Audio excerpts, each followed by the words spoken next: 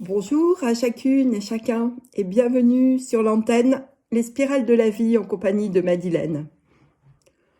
Aujourd'hui, je m'adresse à une partie de vous. La partie qui sait, la partie qui ressent, la partie, comme on dit en analyse transactionnelle, de votre enfant libre,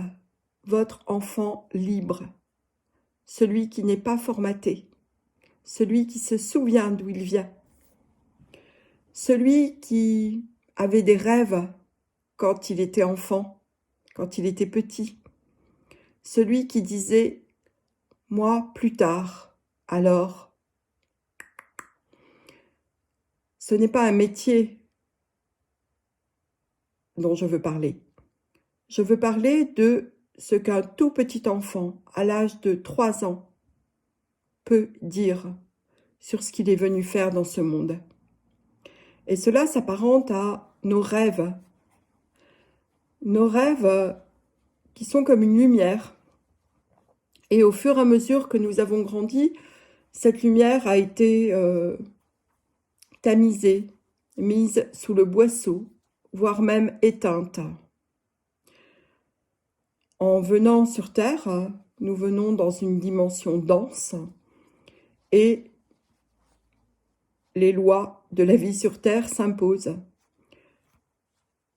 à savoir déjà survivre, s'adapter et du coup être formaté et oublier petit à petit ce qui nous anime au plus profond de nous-mêmes. Quand je dis animer, je me réfère au mot anima, qui veut dire l'âme. Qu'est-ce qui nous met en joie au plus profond de nous? Je vous propose de prendre quelques instants pour aller contacter cela. Je vais mettre une petite musique toute douce et en même temps joyeuse pendant quelques instants pour que vous puissiez vous donner la permission d'aller contacter ce qui vous anime au plus profond de vous.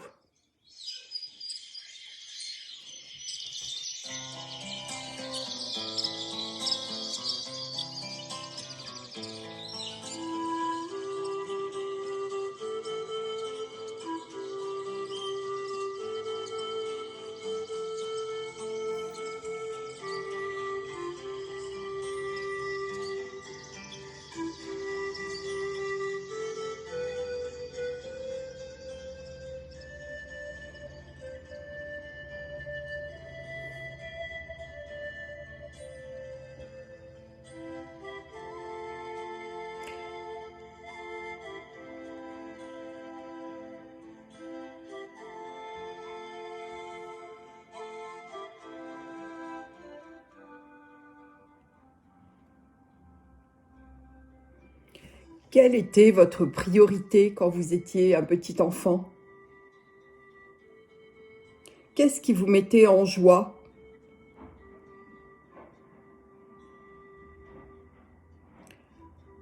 Qu'est-ce qui était présent dans vos jeux d'enfant, dans vos rêves, dans vos projections,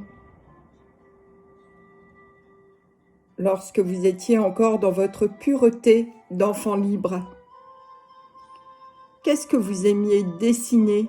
Où vous emmenait votre imagination? Peut-être était-ce de jouer? Peut-être était-ce d'aller caresser des animaux?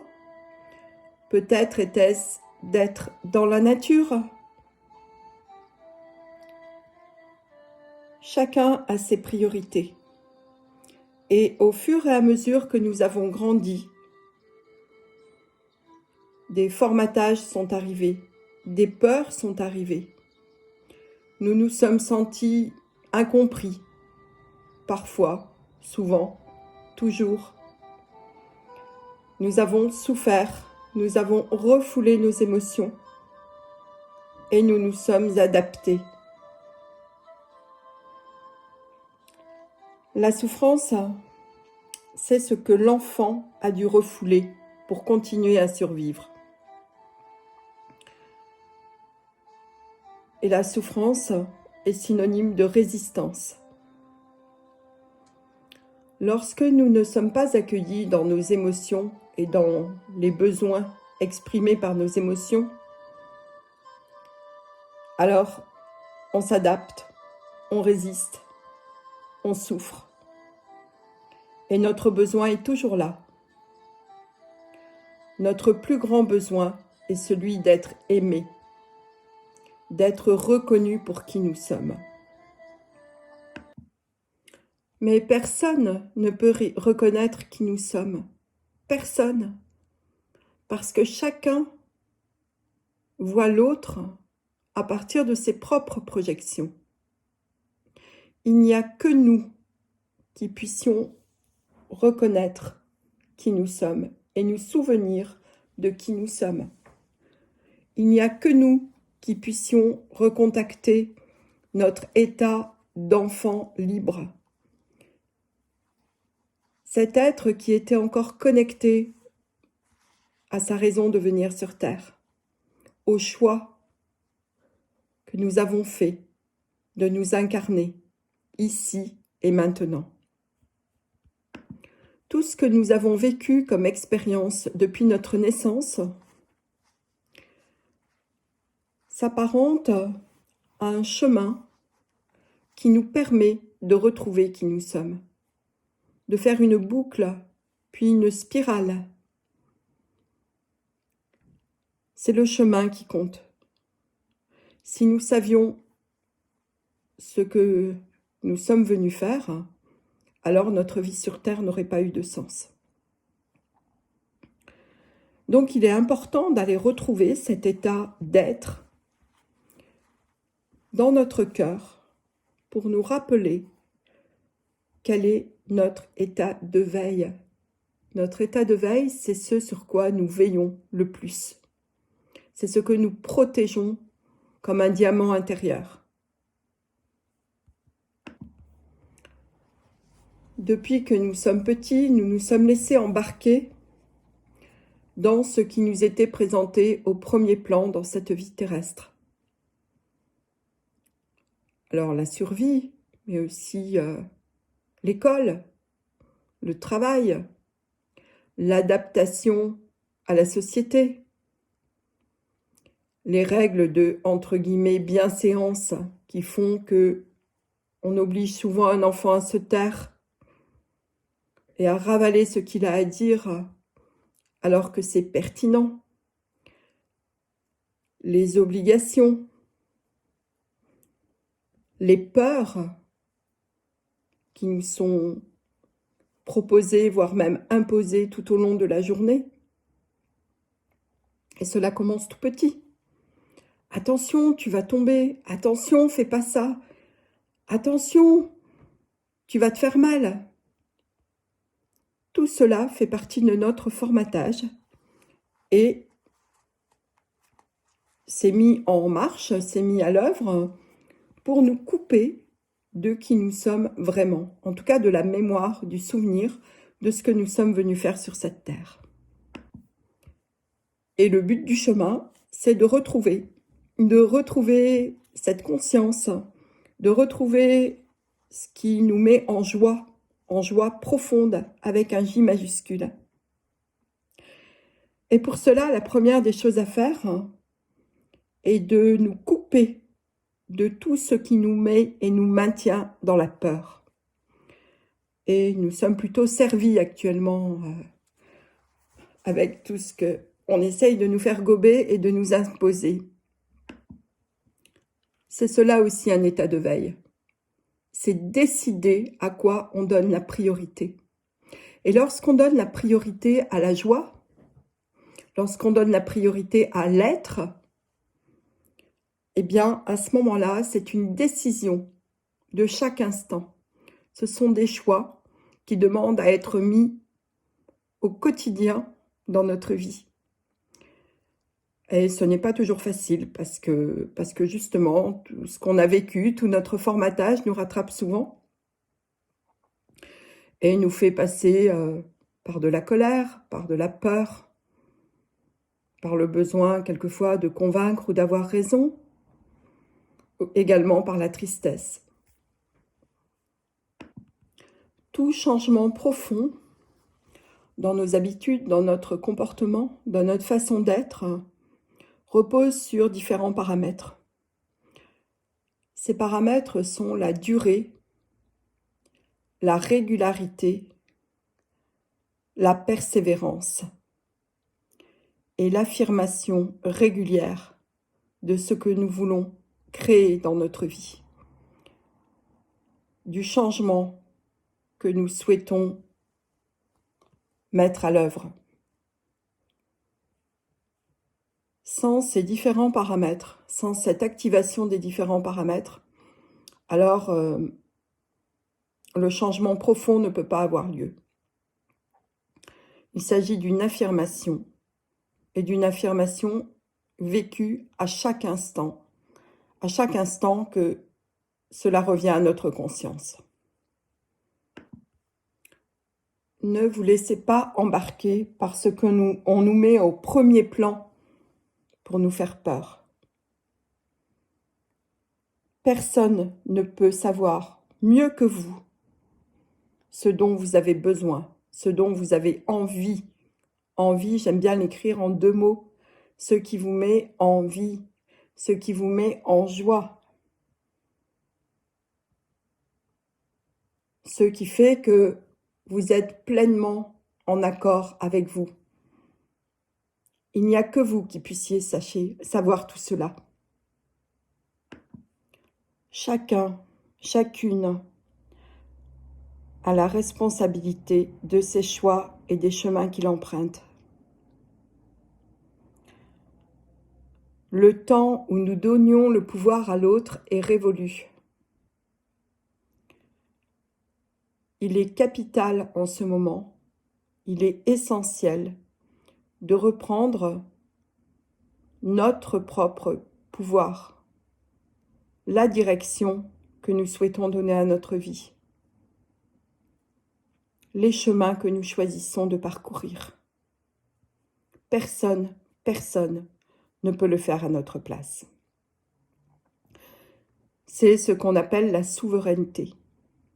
C'est prendre la responsabilité de ses choix.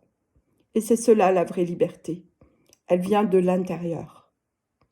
Tout part de l'intérieur. Tout. Et c'est à partir de l'intérieur que nous pouvons changer notre façon d'être et aussi provoquer un effet boule de neige, l'effet du petit caillou que vous jetez dans la mare. Tous les changements partent de l'intérieur. Une fois que nous sommes reconnectés à notre état de joie profonde, à notre état de veille, à ce qui est le plus important dans cette vie, alors notre mission, notre devoir, ce que nous avons à faire est de le mettre à l'œuvre, quoi qu'il arrive. Et c'est cela que je veux dire quand je parle du mouvement qui part de l'intérieur. Le monde extérieur peut nous faire peur, en tout cas tenter de nous faire peur. Le monde extérieur peut nous mettre des barrières, peut nous mettre des interdits, peut nous mettre des empêchements. Mais personne ne peut vous empêcher de penser. Personne ne peut vous prendre vos pensées. Et c'est cela la plus grande liberté. Vous pouvez vous imaginer être observateur de votre petit moi qui agit tous les jours ou dans certaines circonstances et d'aller observer ce qui sous-tend les actions de ce petit moi quand il n'est pas connecté à ce qui vous met en joie au plus profond de vous. Qu'est-ce qui sous-tend les actions de cette partie de vous? Est-ce que c'est faire plaisir à l'autre? Est-ce que c'est être reconnu? Est-ce que c'est la peur d'être jugé? Est-ce que c'est la peur d'agir différemment? Quelle est votre plus grande peur? Une fois que vous l'avez circonscrite, une fois que vous l'avez repérée, alors vous pouvez prendre la décision de vous couper de tout ce qui vous met et vous maintient dans la peur, de tout ce qui vous rappelle des situations d'enfants où vous avez eu très très peur. Et rappelez-vous qu'à l'époque, lorsque vous étiez un petit enfant, vous n'aviez pas les connaissances nécessaires, ni les ressources nécessaires, ni le recul nécessaire pour vous rassurer vous-même. C'était aux grandes personnes de le faire. Et donc, la mémoire que vous avez de grande peur quand vous étiez enfant est révolue. Le problème, c'est que ces grandes peurs sont restées intactes, non traitées, à l'état brut à l'intérieur de vous. Et aujourd'hui, maintenant que vous êtes une grande personne, vous êtes en capacité d'aller recontacter cet événement qui vous a fait si peur quand vous étiez un petit enfant et d'apporter à ce petit enfant symbolique qui est encore terrorisé à l'intérieur de vous, de lui apporter du soutien, du réconfort et de lui montrer qu'aujourd'hui, il n'est plus tout seul et que c'est cette partie adulte et parent bienveillant qui va s'occuper de ce petit enfant. Et c'est en faisant ainsi avec toutes les parties de nous que nous nous réunifions, que nous nous alignons, que nous devenons cohérents et puissants. Il s'agit aujourd'hui d'aller chercher en nous ce qu'il y a de plus profond, les blocages qui ont fait que nous avons choisi des chemins de traverse, nos résistances, nos protections qui à un moment ont été importantes, mais qui maintenant ne nous servent plus du tout. À chaque fois que nous sommes au contact de nos résistances, de nos blocages et de nos protections illusoires, nous contactons des petits instants de mort interne. Mort par opposition à vie, c'est-à-dire que nous condamnons une partie de nous. Nous lui interdisons de vivre, nous lui interdisons d'être joyeuse, de s'expanser, de dire ce qu'elle ressent. En fait, nous la muselons et nous lui interdisons de parler et de s'exprimer. La vie, être en vie, c'est l'alignement à toutes les parties de soi. Et c'est cela qui nous amène à l'ouverture de nos centres énergétiques, qui nous amène à l'expansion de notre conscience, qui fait que nous sommes en joie. Alors, j'ai envie de vous dire, pour conclure, pour aujourd'hui, écoutez votre cœur, écoutez ce qui vous met en joie. Soyez souverain dans vos décisions.